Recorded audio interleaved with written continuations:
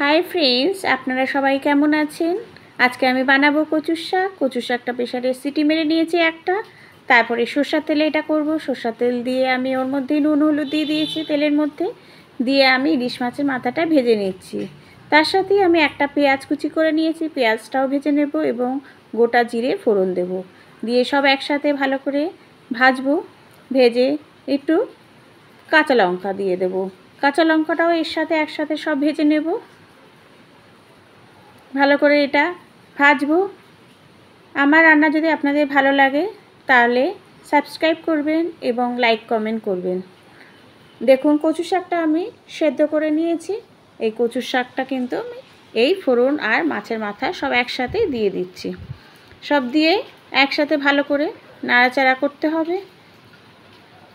করে একটু হলুদ দিয়ে নুন দিয়ে ভালো করে নাড়াচাড়া করতে হবে।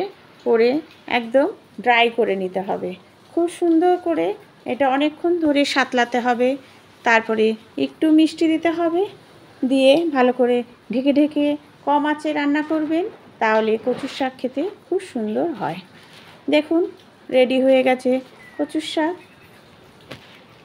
আপনাদের যদি আমার রান্না ভালো লাগে তাহলে প্লিজ সাবস্ক্রাইব মি।